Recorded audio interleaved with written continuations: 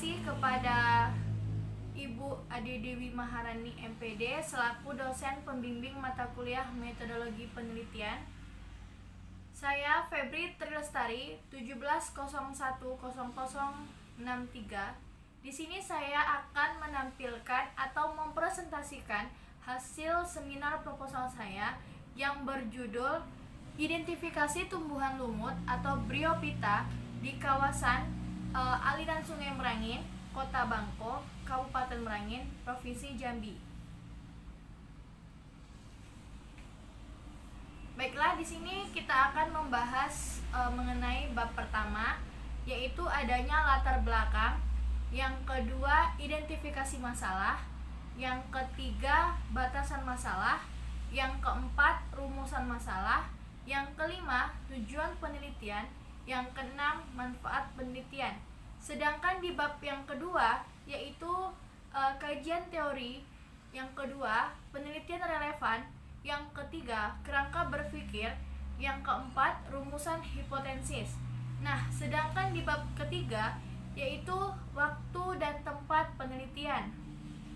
Yang kedua, alat dan bahan. Yang ketiga, jenis penelitian. Yang keempat, prosedur kerja.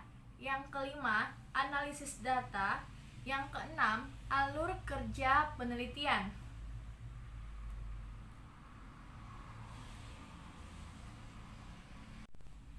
Oke, kita masuk ke latar belakang, yaitu lumut atau Bryophyta merupakan kelompok tumbuhan tingkat rendah yang tumbuh meluas di daratan.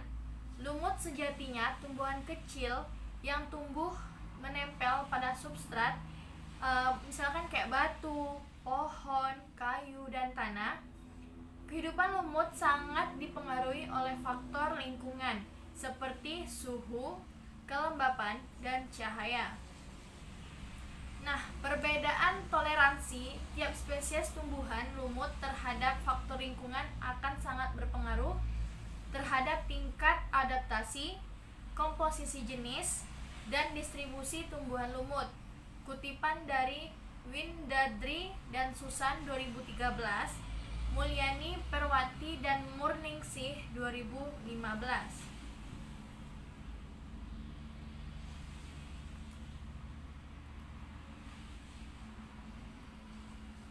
Oke, selanjutnya yaitu identifikasi masalah. Dari latar belakang masalah yang ada, maka penulis mengidentifikasi masalah sebagai berikut. Yang pertama, belum teridentifikasi jenis-jenis tumbuhan lumut atau Bryophyta, terutama pada kelas Hepaticopsida atau lumut hati yang ada di sekitar hutan hujan tropis Telaga Biru. Nah, sedangkan yang kedua, sedikitnya informasi atau data-data mengenai jenis-jenis tumbuhan lumut atau Bryophyta, khususnya kelas Hepaticopsida atau lumut hati di kawasan hutan hujan tropis Telaga Biru. Selanjutnya kita masuk yaitu batasan masalah.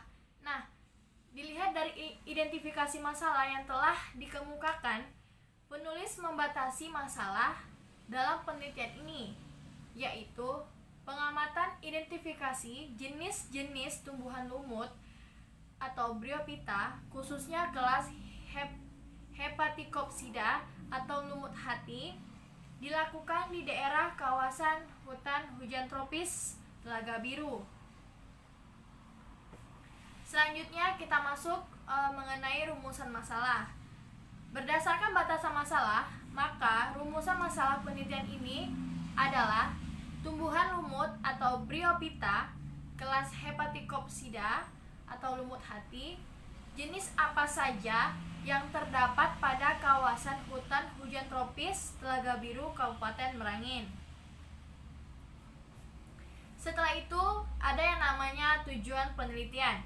Nah, dari rumusan masalah yang telah diuraikan tadi, maka tujuan penelitian ini adalah untuk mengetahui jenis-jenis tumbuhan lumut atau Bryophyta pada kelas Hepaticopsida atau lumut hati, kawasan hutan hujan tropis Telaga Biru Kabupaten Merangin.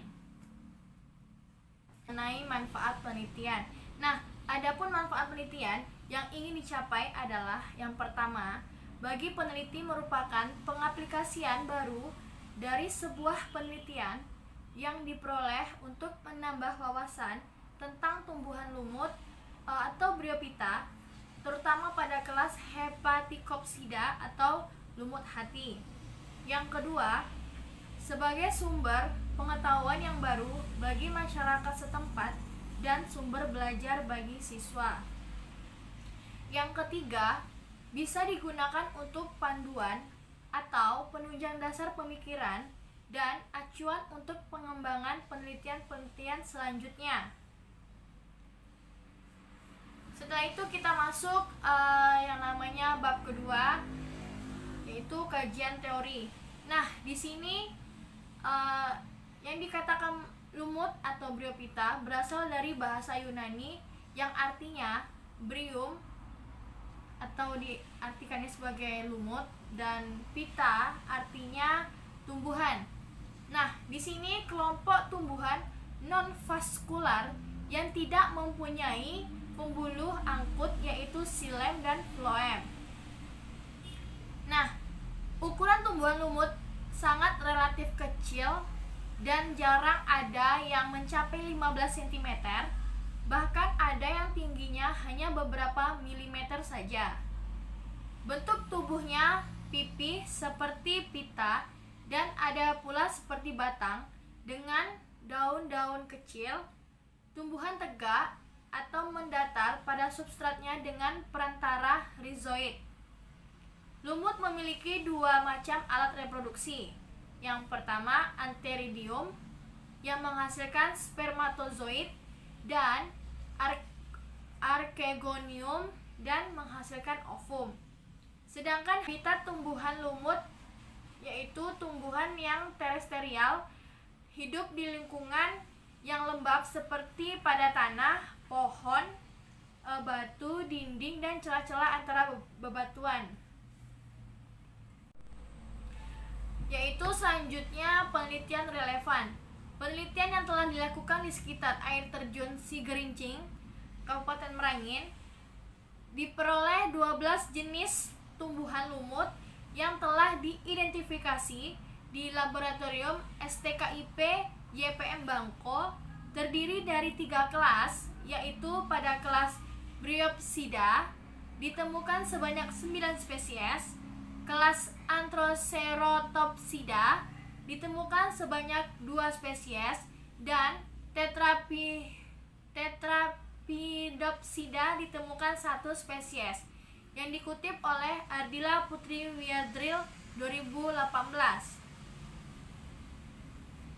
Nah, selanjutnya kita masuk yang namanya kerangka berpikir. Yang pertama itu kita melihat bagaimana variasi ketinggian pertama dan kedua di kawasan hutan hujan tropis Telaga Biru. Setelah kita mengetahui bagaimana ketinggian tersebut, kita pasti tahu di mana keadaan daerah terbuka dan tertutup. Nah, setelah kita mengetahui kedua-duanya, maka kita bisa mengamati yang namanya variasi lingkungan. Bisa dikatakan sebagai suhu udara, kelembapan tanah, intensitas cahaya, suhu tanah, pH tanah. Nah, setelah kita bisa mendapatkan dari variasi lingkungan tersebut, kita bisa mencari tumbuh-tumbuhan di sekitar lingkungan kita. Setelah itu terdapatnya jumlah jenis tumbuhan lumut dan indeks keanekaragaman yang kita dapat.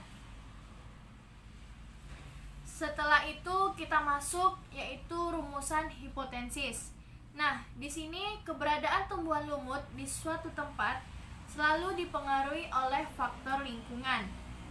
Faktor lingkungan tersebut meliputi yang terdapat menjadi 2, yaitu faktor biotik dan faktor abiotik. Tumbuhan lumut jarang ditemukan yang bersifat individu, melainkan hidup berkelompok dan mempunyai bentuk-bentuk kehidupan khusus. Tumbuhan lumut biasanya tumbuh di tempat yang lembab dan berairan, meskipun lumut juga masih di daerah yang panas dan gersang. ditambah lagi mendapat sinar matahari secara langsung. Hal ini menyebabkan tumbuhan lumut banyak dijumpai di pinggiran sungai, selokan, maupun pada saluran pembuangan. Oke, kita masuk bab ketiga, yaitu metodologi penelitian. Nah, di sini kita membahas yaitu waktu dan tempat penelitian. Penelitian dilaksanakan bulan Juni 2021, dimulai dari pintu masuk hutan hujan tropis Telaga Biru, Desa Tanjung Alam, Kecamatan Sungai Tenang, Kabupaten Merangin, Provinsi Jambi. Setelah itu ada alat dan bahan. Nah, penggunaan alat selama penelitian yang pertama penggaris, alat tulis, kamera atau handphone, termometer, sarung tangan, koran, box atau kotak, kardus atau triplek yang sudah dipotong kecil, tali rafia, karton, benang, jarum, plastik, semprotan, cutter, dan alat pengukur ketinggian serta buku pedoman tentang lumut dan alkohol 70%. Nah, setelah itu ada yang namanya jenis penelitian. Nah, di sini saya menggunakan jenis yang namanya penelitian jelajah alam atau menjelajahi suatu lokasi penelitian. Mulai dari pintu hutan hujan tropis Telaga Biru, Desa Tanjung Alam hingga Telaga Biru. Nah, pengamatan dilakukan secara langsung, kemudian dilakukan pengambilan sampel untuk pembuatan awetan atau herbarium. Nah, cara prosedur kerja itu terdapat menjadi 3. Yang pertama, tahapan persiapan. Yang kedua, tahapan penelitian. Yang ketiga, yang namanya tahapan pembuatan herbarium. Nah, setelah itu ada yang namanya analisis data. Diperoleh data analisis secara deskriptif atau diuraikan secara jelas dan selanjutnya ditampilkan dalam bentuk gambar atau foto, kemudian dibuat awetan atau herbarium. Nah, ada selanjutnya alur cara kerjanya. Yang pertama itu kita harus persiapan. Yang kedua harus observasi lapangan. Yang ketiga, penelitian dilakukan dengan jelajah alam. Yang keempat, pengamatan identifikasi tumbuhan lumut hati atau Hepaticopsida. Selanjutnya yaitu mendapatkan sebuah hasil dan pembahasannya. Oke, sekian dari saya. Jika saya ada kata-kata yang salah dan tidak mengenakan hati, saya mohon maaf. Saya akhiri, billahi taufik wal hidayah. Wassalamualaikum warahmatullahi wabarakatuh.